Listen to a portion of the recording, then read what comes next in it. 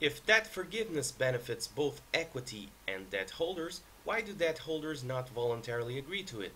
First of all, there is a coordination problem. Even if each individual debt holder benefits from a reduction in the face value of debt, she will benefit even more if everybody else cuts the face value of their debt and she does not. Hence, everybody waits for the other to move first, creating obvious delay. Secondly, from a debt holder point of view, a government bailout is better. Thus, any talk of a government bailout reduces the debt holders' incentives to act, making the government bailout more necessary.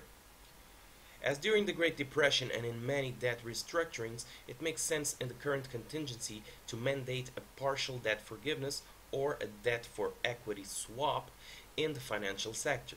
It has the benefit of being a well-tested strategy in the private sector, and it leaves the taxpayers out of the picture. But if it's so simple, why no expert has mentioned it? The major players in the financial sector do not like it.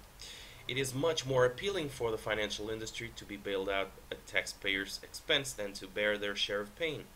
Forcing a debt for equity swap or a debt forgiveness would be no greater violation of private property rights than a massive bailout.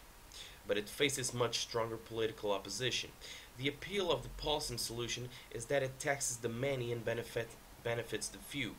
Since the many, the taxpayers, are dispersed, they cannot put up a good fight in Capitol Hill, while the financial industry is well represented at all the levels. It is enough to say that for 6 of the last 13 years, the Secretary of Treasury was a Goldman Sachs alumnus. But as financial experts, this silence is also our responsibility. Just as it is difficult to find a doctor willing to testify against another doctor in a malpractice suit, no matter how egregious the case, finance experts in both political parties are too friendly to the industry they study and work in.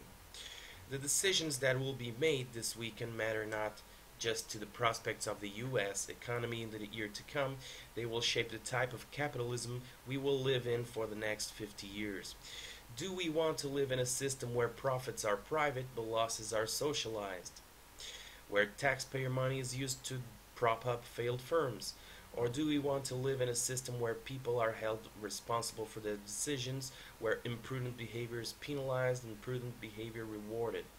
For somebody like me, who believes strongly in the free market system, the most serious risk of the current situation is that the interest of few financiers will undermine the fundamental workings of the capitalist system.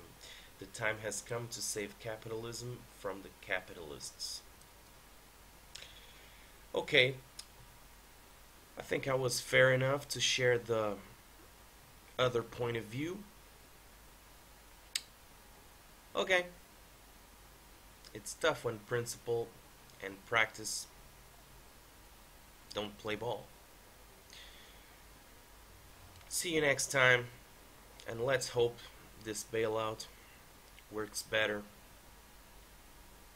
than most people are saying they will.